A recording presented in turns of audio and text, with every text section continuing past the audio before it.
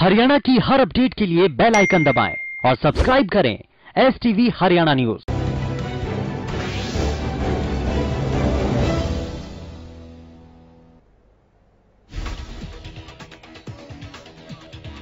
शनिवार को सीएम मनोहर लाल ने 2 दिन बाद हरियाणा की जनता को संबोधित करने आए। अपने संबोधन में सीएम मनोहर लाल ने एक बार फिर लोगों से कोरोना पर एकजुटता दिखाने की अपील की।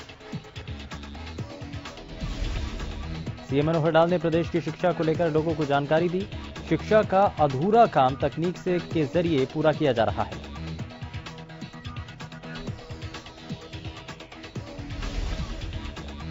कोरोना संकट के बीच धार्मिक संगठन मदद के लिए आगे आ रहे हैं। दरअसल संत निरंकारी मिशन ने कैबिनेट मंत्री कंवरपाल गुर्जर के माध्यम से हरियाणा सरकार और जिला प्रशासन को 1005 PPE किट दी है। शनिवार को हरियाणा के कृषि मंत्री JP दलाल ने एक बयान में किसानों को यह आश्वासन दिया कि जब तक किसानों का एक एक दाना नहीं खरीदा जाता तब तक सरकारी एजेंसियां फसल की खरीद जारी रखेंगी। इस मौके पर उन्होंने अधिकारियों को भी इन समस्याओं के समाधान के लिए दिशा निर्देश जारी कर दिए। पत्रकारों से बात करते हुए उन्होंने कहा कि किसानों को जहां दिक्कत आ रही है हम खुद देख रहे हैं। इंडियन आइडल का खिताब जीतने वाले मशहूर गायक सलमान अली इन दिनों लॉकडाउन की वजह से अपने घर में ठहरे हैं। कोरोना वायरस के चलते देश विदेश से होने वाले उनके कार्यक्रम फिलहाल स्थगित हैं। तो शाम में कोरोना पीड़ितों के लिए शनिवार को कई समाजसेवी संस्थाओं और कई निजी संस्थानों ने दान किया। स्टोन क्रशर एसोसिएशन खानक डाडम ने कोरोना रिलीफ फंड हरियाणा के लिए 11 लाख रुपए और कोरोना रिलीफ फंड भिवानी के लिए 5 लाख रुपए का दान किया। साथ ही सन सॉल्यूशन कंपनी ने करीब 1.25 लाख रुपए की खाद्य सामग्री और युवा अंबेडकर क्लब डांग कला ने 21,000 रुपए की खाद्य सामग्री दान की है।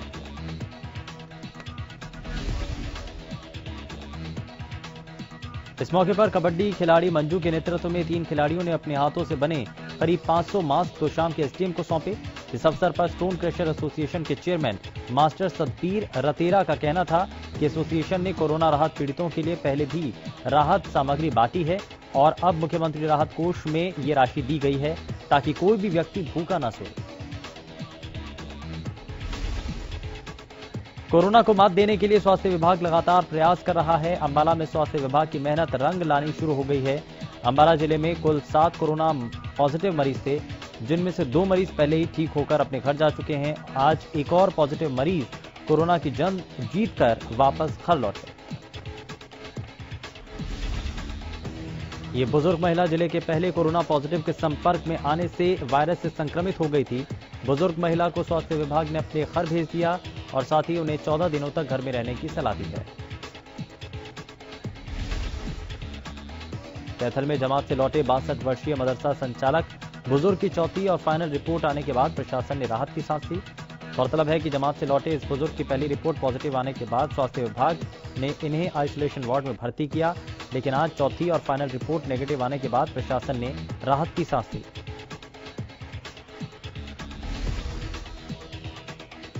देश में कोरोना वायरस के प्रकोप को बढ़ता देख पीएम मोदी ने भारत में लॉकडाउन की समय सीमा को 3 मई तक बढ़ा दिया। इसी के साथ दूर दराज के राज्यों से आए मजदूरों की उम्मीदें खत्म हो गईं, जिसके बाद शनिवार को फिर अंबाला की सड़कों पर प्रवासी मजदूर लॉकडाउन की धज्जियां उड़ाते नजर आए।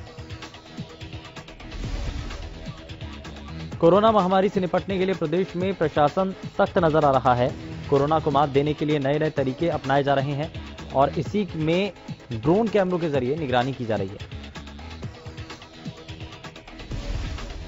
पटौदी में हॉटस्पॉट एरिया की ड्रोन से विशेष निगरानी की गई। इसके साथ ही प्रशासन और स्वास्थ्य विभाग की टीमें लगातार वार्ड का दौरा कर लोगों से सोशल डिस्टेंसिंग मेंटेन करने को कह रही हैं। वहीं फरीदाबाद में रात के अंधेरे में पुलिस द्वारा ड्रोन के माध्यम से लोगों पर नजर रखी जा रही है। ड्रोन में सायरन बजाकर लोगों के घरों में रहने के लिए जागरूक करने के साथ ही बेवजह बाहर घूमने वालों पर कड़े एक्शन लिए जा रहे हैं। वहीं चरखी दादरी में भी ड्रोन से शहर के चप्पे चप्पे पर नजर रखी जा रही है। पुलिस प्रशासन द्वारा ड्रोन से पूरे शहर का निरीक्षण करवाया गया।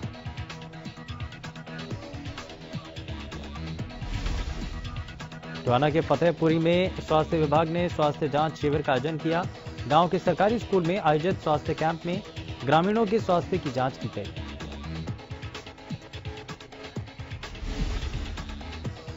इसके बारे में अधिक जानकारी देते हुए गांव सरपंच सोनी सिंह ने बताया कि उनके गांव में स्वास्थ्य विभाग के द्वारा 125 लोगों के स्वास्थ्य की जांच की गई। इस दौरान ग्रामीणों ने सोशल डिस्टेंसिंग के नियमों का पालन किया। फरीदाबाद में लॉकडाउन का उल्लंघन करने वालों पर पुलिस सख्ती बरत रही है। दरअसल ओल्ड फरीदाबाद रेड लाइट पर पुलिस जवान बेवजह बाहर घूमने वालों पर सख्त कार्रवाई कर रहे हैं। देश और प्रदेश में लॉकडाउन के बाद खनन से जुड़े सभी लोग उद्योगों के चलने का इंतजार कर रहे हैं। उधर यमुनानगर में 200 के लगभग स्टोन क्रशर हैं और इतनी संख्या में स्क्रीनिंग प्लांट और तो और वाहनों से जुड़े चालक और परिचालक स्टाफ मिलाकर यमुनानगर में 20,000 से ज्यादा लोग काम से जुड़े हुए हैं। वहीं जब हरियाणा न्यूज ने यमुनानगर के स्टोन क्रशर जोन का दौरा किया, पूरे इलाके में सन्नाटा पसरा हुआ है। उद्योगों से जुड़े मजदूर यहीं रहकर अपना गुजर बसर कर रहे हैं। वहीं स्टोन क्रशर एसोसिएशन के प्रधान संजीव चौधरी का कहना है कि इस उद्योग को भी 20 अप्रैल के बाद छूट मिलने की संभावना है।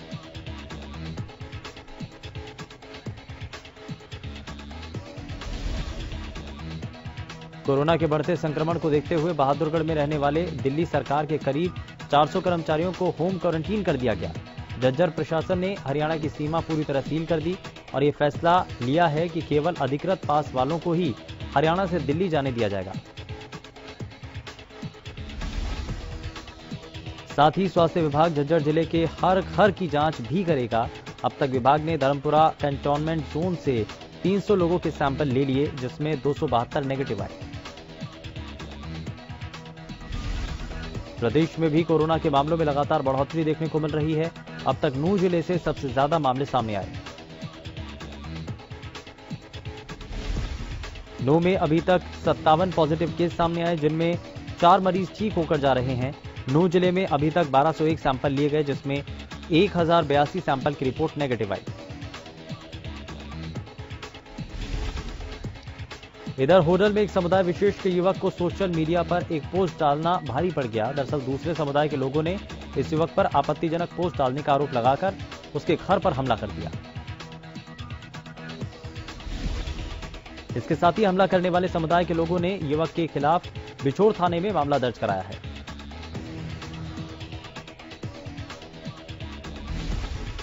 टोहाना के प्रभाकर कॉलोनी के एक घर में कोबरा सांप घुसने से हड़कंप मच गया, जिसके बाद लोगों ने इसकी सूचना वन्य जीव रक्षक विभाग को दी।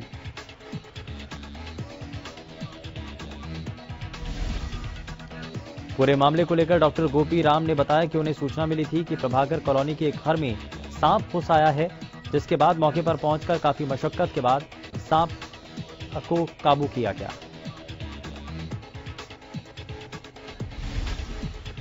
फतेहाबाद की शमशान घाट में आने वाले लोगों को सैनिटाइज करने के लिए सैनिटाइज टनल लगाया गया है, जिसके चलते शमशान भूमि में आने वाले लोगों और शवों को सैनिटाइज टनल से गुजरना होगा। आपको बता दें कि शमशान भूमि प्रबंधन ने 12,000 रुपए की लागत से सैनिटाइज टनल तैयार करवाया है। पूरे मामले को लेकर फतेहाबाद शमशान भूमि समिति के प्रधान सुनील सचदेवा ने बताया कि चंडीगढ़ सब्जी मंडी में इसी तरह का सैनिटाइज टनल देखा गया था, जिसके आधार पर यह मंगवाया गया। कोरोना संक्रमण की रोकथाम को लेकर सरकार द्वारा लॉकडाउन जारी है, ताकि लोग अपने अपने घरों में ही रहें।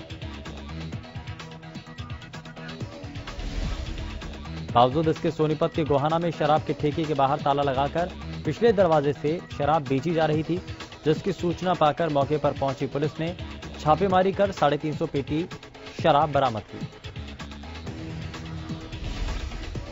2 दिन पहले गुरुग्राम से खबर आई थी कि भूख से बेहाल एक व्यक्ति ने आत्महत्या कर ली, मगर शनिवार को गुरुग्राम पुलिस ने बयान दिया कि आत्महत्या करने वाला शख्स मानसिक रूप से परेशान था।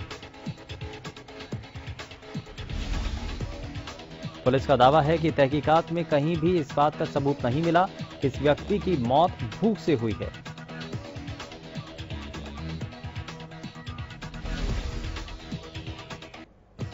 एक और जहां पूरे विश्व में कोरोना जैसी महामारी ने हाहाकार मचाया है, वहीं किसानों पर कभी भी बेमौसम बारिश तो अब तूफान ने अपना कहर बरपाया।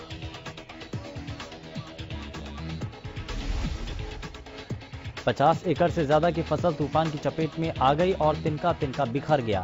15 से 20 परिवारों के खेतों का तो ये हाल है कि अब उनके पास कोई चारा नहीं बचा। दुखी किसान सरकार से गुहार लगा रहे हैं।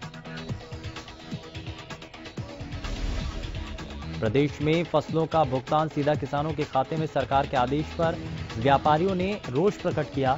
इस दौरान रतिया के व्यापारियों ने प्रशासन पर वादाखिलाफी का आरोप भी लगाया। सरकार के आदेश अनुसार सोहना में भी सरसों की खरीद शुरू हो चुकी है, लेकिन सरकार द्वारा सरसों खरीद के दौरान जारी की गई गाइडलाइन को फॉलो नहीं किया जा रहा है।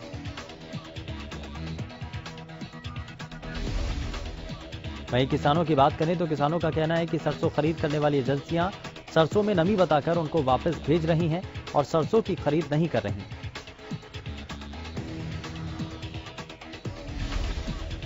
फतेहाबाद में अनाज मंडी में व्यापारियों ने शनिवार को एक अहम बैठक बुलाई, जिसमें उन्होंने सोमवार से पूरे प्रदेश में हड़ताल का ऐलान कर दिया।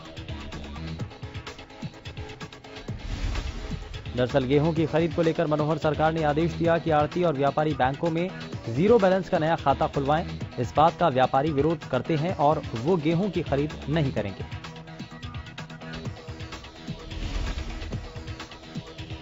जुलाना में पिछले कई दिनों से अनाज मंडी के आढ़ती अपनी मांगों को लेकर हड़ताल पर हैं, जिसके लिए सरकार की ओर से भी कोशिश की जा रही है। आपको बता दें कि 20 अप्रैल से प्रदेश में गेहूं की खरीद शुरू होनी है।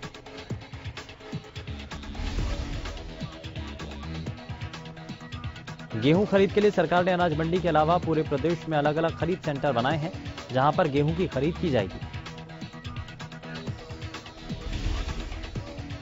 सरकार ऑनलाइन पॉलिसी के तहत गेहूं खरीदने की बात कह रही है, जिसके चलते आढ़ती और सरकार के बीच बात नहीं बन पा रही है।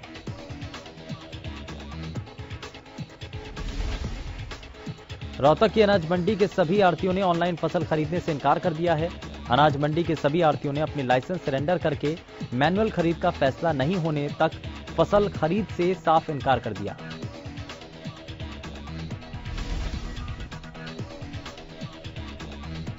इन आढ़तियों का कहना है कि बड़ी तादाद में ऐसे किसान हैं जिनका मेरी फसल मेरा ब्यौरा पोर्टल पर रजिस्ट्रेशन नहीं है। ऐसे में जब तक मैनुअल खरीद पर कोई फैसला नहीं लिया जाता, वो फसल की खरीद नहीं करेंगे।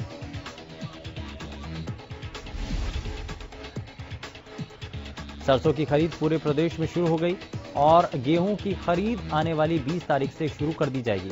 ऐसे में मंडियां अपनी तरफ से कोरोना के मद्देनजर एहतियात बरत रही हैं। चरखी दादरी की मंडियों में आने वाले किसान को सैनिटाइजर और मास्क की सुविधा दी जा रही है। सिरसा के कई इलाकों में तेज आंधी और बारिश के साथ ओलावृष्टि हुई, जिसने किसानों की परेशानी बढ़ा दी है।